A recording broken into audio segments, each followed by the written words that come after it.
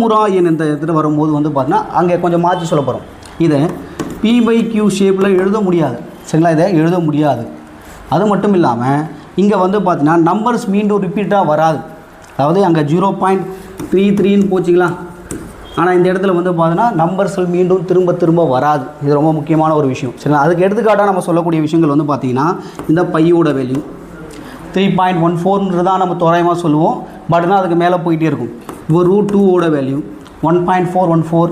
அடுத்து வந்து பார்த்திங்கன்னா √3 வேல்யூ, அதாவது √3 வேல்யூன்றது என்னன்னு பார்த்தீங்கன்னா இந்த 1.732050 இது மாதிரி போயிட்டே இருக்கும். அப்போது இதுக்கான வேல்யூஸ் வந்து பார்த்திங்கன்னா ஒரு தோராயமாக தான் சொல்ல முடியும், நம்மளால் அக்யூரேட்டாக சொல்ல முடியாது. அது மட்டும் இல்லாமல் இந்த இடத்துல வந்து பாருங்களேன், இந்த 7.32 பார்த்தீங்கன்னா இது மீண்டும் வந்து ரிப்பீட் ஆகுதானா ஆகலை, வேறு நம்பர்ஸ் போயிட்டே இருக்குது.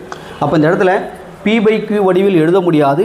எண்கள் வந்து பார்த்திங்கன்னா மீண்டும் ரிப்பீட் ஆகாது. இதுதான் என்ன சொல்லுவாங்கன்னா விகிதமுறா எண்கள் அப்படின்னு சொல்லுவாங்க. சரிங்களா, சரி, இந்த விகிதமுறா எண்களில் வேறு என்ன சார் விஷயங்கள் சொல்லுவாங்க அப்படின்னு நம்ம பார்க்கும்போது அது இர்ரேஷனல் நம்பர்.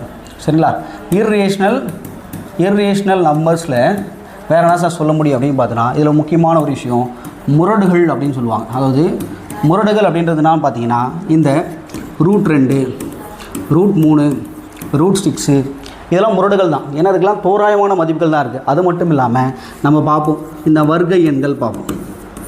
வர்க்க எண் ஓகேங்களா, அதாவது வர்க்க மூல எண் அப்படின்னு சொல்லுவாங்க. சரிங்களா, அப்போது √4க்கு அக்யூரேட்டான வேல்யூ இருக்குது.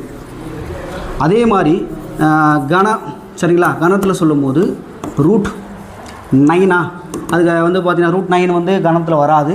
அப்போது இது வந்து பார்த்திங்கன்னா இது இதில் மட்டும்தான் வரும், ரூட்டில் மட்டும்தான் வரும். அப்போ இதை 3ன்னு எடுத்துக்கலாம். சரி, கணத்தில் நம்ம சொல்லும் போது √8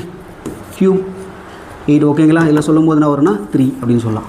அப்போ இதில் வர சொல்லக்கூடிய விஷயங்கள் அப்படின்னு பார்த்தோன்னா விகிதமுறா எண்களில் எல்லா முரடுகளும் என்பது விகிதமுறா எண்களாக வராது. சரிங்களா, ஆனால் வர்க்க எண்களும் கன எண்களும் வந்து பார்த்தோன்னா விகிதமுறு எண்களாக மாறும் என்பதை தெரிஞ்சு வச்சுங்க. அப்போது இதுக்கான வேல்யூஸ் நம்மளுக்கு தெளிவாக தெரியும்.